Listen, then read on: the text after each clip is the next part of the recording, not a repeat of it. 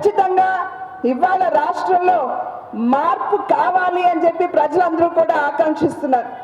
మనం అందరం కూడా భస్మాసురుడి కథ విన్నాం.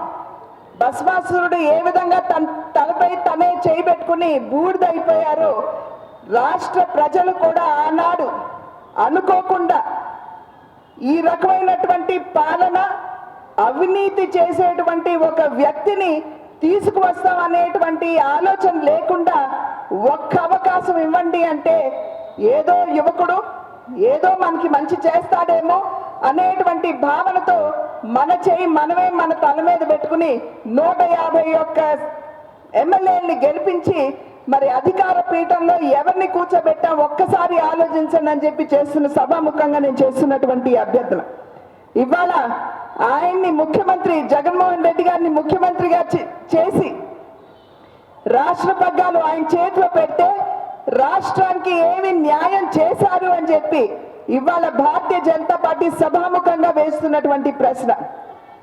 ఏదో ఆంధ్ర రాష్ట్రాన్ని అభివృద్ధి చేస్తారు, ముందుకు తీసుకుని వెళ్తారు అని చెప్పి భావించినట్లయితే ఇవాళ ఆంధ్రుల నెత్తి మీద దగ్గర 12 లక్షల కోట్ల అప్పు భారాన్ని వారి మీద మోయించలేదా అని చెప్పి ఇవాళ సభాముఖంగా వైఎస్ఆర్సీపీ ప్రభుత్వానికి భారతీయ జనతా పార్టీ వేస్తున్నటువంటి ప్రశ్న.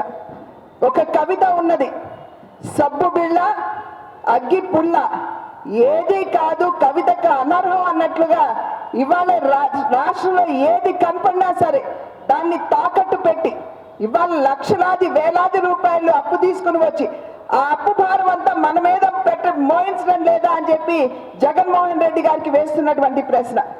ఇవాళ నిన్న మీరు చూసినట్లయితే ప్రభుత్వ ఆస్తులు కాదు కదా, రాష్ట్రంలో ఉన్నటువంటి మైన్లు కూడా ఇవాళ 7,000 కోట్ల రూపాయలకి తాకట్టు పెట్టినటువంటి ఘనత జగన్మోహన్ రెడ్డి గారిది కాదా అని చెప్పి ప్రశ్నిస్తున్నాం.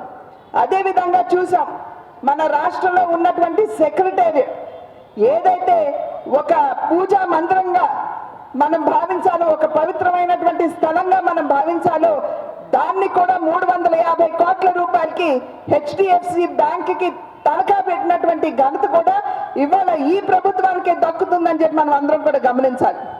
ఇవాళ దాని మీద ప్రశ్నిస్తే ఆ పార్టీకి చెందినటువంటి నాయకుడు అంటాడు, ఈ ప్రభుత్వ ఆస్తులు మేము తనఖా పెట్టకూడదా అని చెప్పి వారు అడుగుతారు. ఆ నాయకుడికి మేము వేసేటువంటి ప్రశ్న, అయ్యా మీరు మీ జేబు నుండి డబ్బులు తీసి కట్టలేదు, సెక్రటేరియట్ కావచ్చు లేదా రాష్ట్ర మైన్లు కావచ్చు మీ సొంతం కాదు, అవి ప్రజా ధనంతో ఆ సెక్రటేరియట్ నిర్మాణం జరిగింది. రాష్ట్రంలో ఉన్నటువంటి మైన్లు ప్రజల సంపద అని చెప్పి మేము అందరం కూడా తెలియజేస్తూ మీకు ఎవరు ఇచ్చారు అధికారం అని చెప్పి ఇవాళ భారతీయ జనతా పార్టీ వారిని ప్రశ్నిస్తుంది.